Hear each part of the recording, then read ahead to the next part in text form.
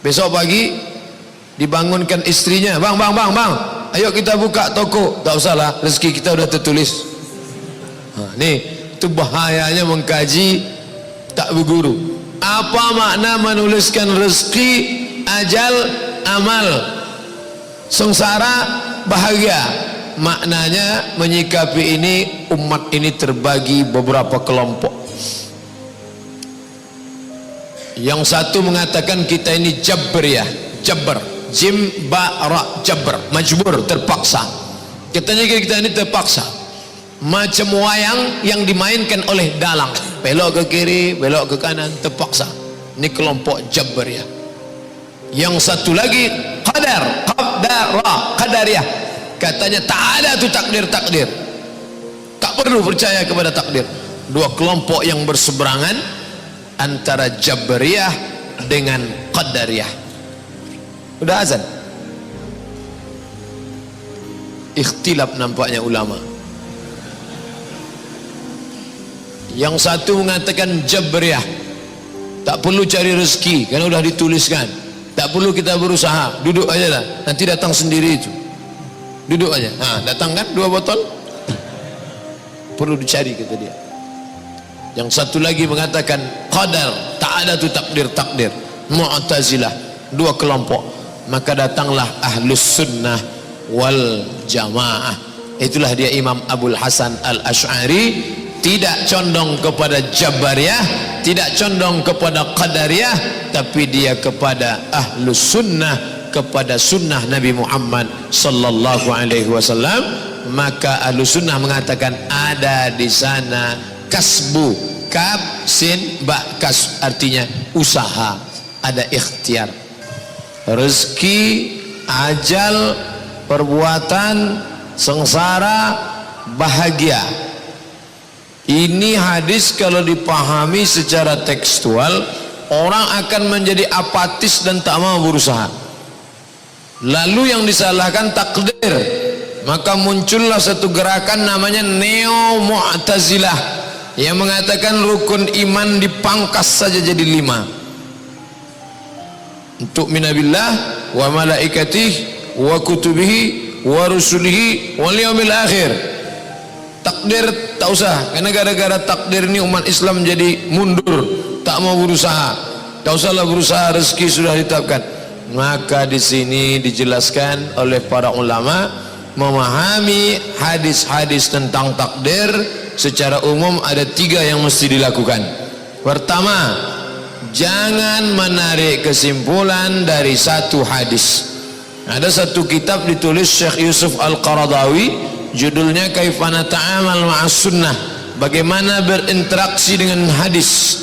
Sudah diterjemahkan ke bahasa Indonesia, dicetak oleh Gema Insani Press, Gips, Jakarta. Bagaimana cara berinteraksi dengan hadis? Kumpulkan hadis yang banyak dalam satu tema, baru tarik satu kesimpulan. Karena hadis ini akan dilengkapi hadis ini. Sama macam hadis tentang solat. Mana ada hadis tentang solat dari mulai niat sampai takbiratul ihram sampai salam? Tak ada. Hadis ini, hadis tentang ruku', hadis tentang sujud. Begitu hadis tentang Isra Mi'raj, tak ada hadis tentang satu Mi'raj, satu hadis saja, tak ada. Begitu juga dengan takdir ini, kumpulkan banyak hadis, lalu namanya maudhu'i, tematik. Ditarik satu kesimpulan dari satu hadis, dhalla wa adalla, sesat dan menyesatkan. 2,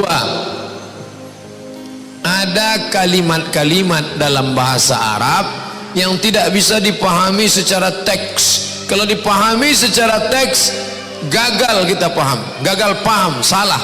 Contoh, in tuqridallaha qardan hasana, kalau kau beri pinjaman kepada Allah, kalau kau beri pinjaman kepada Allah, Allah maha kaya, Allah tak perlu pinjaman. Apa makna kau beri pinjaman kepada Allah? Kau beri pinjaman kepada agama Allah dan orang-orang yang menegakkan agama Allah, maka Allah akan berikan balasan berlipat ganda. Ayat lain, in tansurullah, kalau kau tolong Allah. Ini tidak bisa dipahami secara teks. Kau tolong Allah, Allah mana perlu pertolongan kita. Wa huwal ghaniyul hamid, dia maha kaya lagi maha terpuji. Apa makna kau tolong Allah? Kau tolong agama Allah, kau tolong orang-orang yang menegakkan agama Allah. Maka perlu namanya takwil. Makanya Imam Ibnu Abbas, sahabat Nabi, didoakan Nabi, Allahumma faqihhu fid din, dalamkan agamanya, wa 'allimhu ta'wil, ajarkan dia takwil. Karena banyak ayat dan hadis dipahami bukan secara teks tapi takwil dari teks itu. Yang ketiga, pahami ayat dan hadis tentang takdir menurut pemahaman salafus saleh. Siapa itu salaf? 3 abad pertama. Khairul qurun qarni, sebaik-baik abad-abadku, zaman Nabi SAW. Thumma alladhina yalunahum, seabad sesudah itu, zaman para sahabat. Thumma alladhina yalunahum, sahabat tabi'in, tabi'in. 3 abad pertama salaf, ikuti pemahaman takdir menurut pemahaman salaf. Bagaimana Nabi, sahabat, tabi'in, tabi'in memahami ayat-ayat dan hadis-hadis takdir.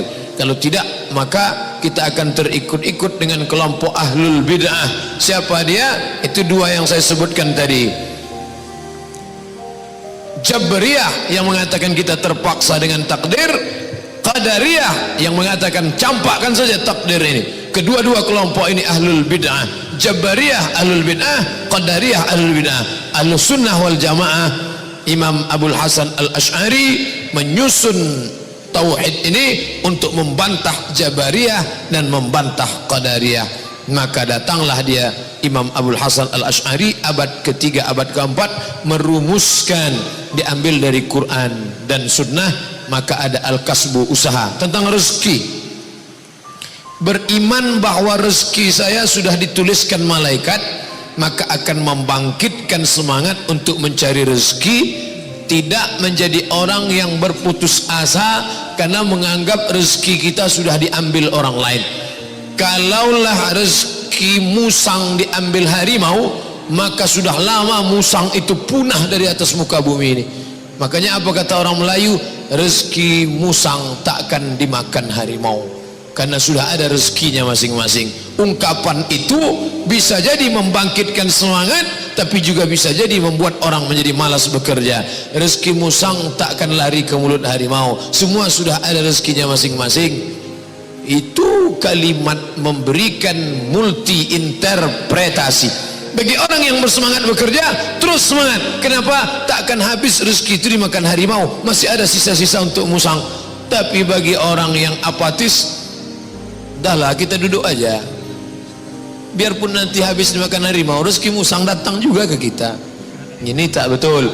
Oleh sebab itu lihatlah bagaimana Nabi mengajarkan rezeki. Adakah Nabi dan sahabat duduk-duduk saja berpangku tangan? Tak. Ketika pindah sahabat dari kota Makkah ke kota Madinah, tak ada harta yang bisa dibawa. Lalu kemudian datanglah Nabi mempersaudarakan Abdurrahman bin Auf dengan Sa'ad bin Rabi'.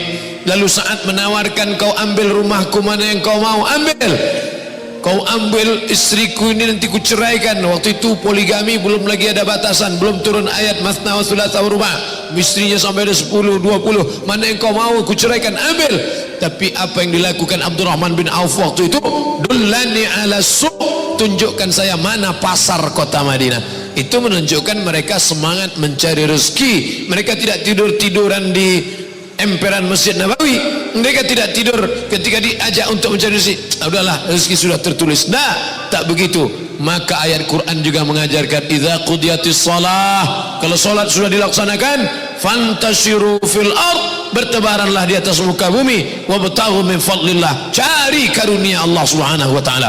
Makanya doa masuk pintu masjid, Allahumma ftah li abwaaba rahmatik, bukakan untuk aku pintu-pintu rahmatmu. Tapi kalau keluar dari masjid, Allahumma inni as'aluka min fadlik, aku minta bukakan pintu rezekimu. Kenapa? Keluar dari masjid langsung pergi ke pasar, langsung buka toko ruko, yang pergi ke sungai mencari ikan, yang punya tanah kebun tanam tanaman, minta rezeki kepada Allah Subhanahu wa taala. Ada keyakinan dalam diri bahwa rezekiku tidak akan diambil orang lain. Itu di antara ucapan kalangan salaf bernama Imam Al-Hasan Al-Basri. Apa kata dia? Alimtu anna rizqi la ya'khudhuhu ghairi. Aku tahu rezekiku yang sudah ditetapkan Allah tidak akan diambil orang lain. Fatma'anna qalbi, maka hatiku pun menjadi tenang. Tapi ini juga memberikan mata pisau dua, satu ke bawah satu ke atas. Maka dia mesti dijelaskan dengan baik. Oh, rezekiku sudah ada, kalau begitu tak perlu aku risau, nanti dia akan datang sendiri. Tetap kita mengusahakannya. Tengoklah bagaimana rezeki yang sudah ditetapkan Allah untuk Hajar, tapi Hajar tak tahu bahwa itu untuk dia. Dia lari ke Bukit Safa, tak ada air.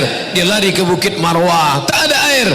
Lalu kemudian dia datang, ternyata Allah sudah menyiapkan air dari tumit tapak kaki Ismail alaihissalam. Tapi itu keluar bukan karena dia duduk-duduk santai. Hajar tak ada duduk santai. Rezeki kita udah ada, nak, tenang-tenang aja, nanti muncul sendiri air ini. Tidak, tapi tetap dia cari. Begitu juga dengan Maryam. Maryam memegang anaknya yang baru lahir, Isa alaihissalam. Apa kata Allah kepada Maryam? Wa ghuzi ilaiki bi jiz'in nakhlati. Kau goncangkan pangkal batang korma di belakang dengan pundakmu, anakmu tetap kau pegang, kau goncangkan ke belakang. Tusaqit alaiki rutaban janiyah, akan gugur buah korma dari atas. Maka kumpulkan ayat, hadis, pemahaman salaf, barulah sempurna dia. Dia seperti puzzle gambar, jangan ambil sepotong tak utuh dia. Maka ambil uni, gambar mobil, ada bannya, ada atapnya, ada jendelanya, ada spionnya, ada mesinnya, barulah dia menjadi gambar yang sempurna. Kenapa Allah tak kasih saja satu? Kenapa? Disitulah nampak yarfa'illahu allazina amanu minkum. Allah ingin menunjukkan mana keutamaan orang beriman. Ada di atas itu. Siapa dia? Wallazina utul ilma, orang yang berilmu. Ada beriman, ada berilmu. Darajat, diangkat Allah beberapa derajat.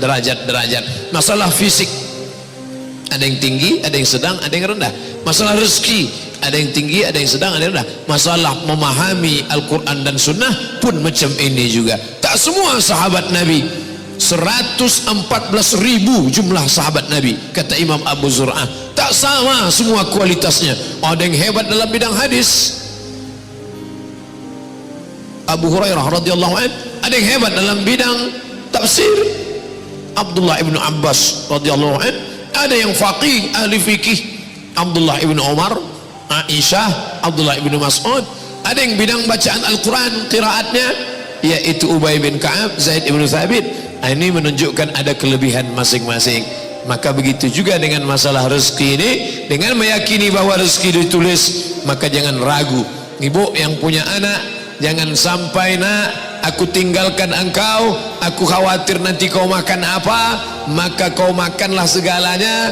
Aku khawatir nanti kau susah, ini sudah kusiapkan duit korupsi, duit haram, duit sikut, duit tunjang, duit sipak, duit sundul.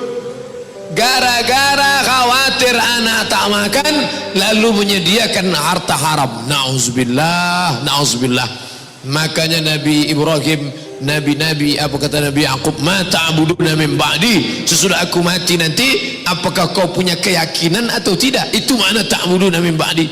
Bukan sesudah aku mati nanti kau makan apa, nanti kau gimana. Itulah yang membuat orang menjadi kufur nikmat Allah subhanahu wa ta'ala.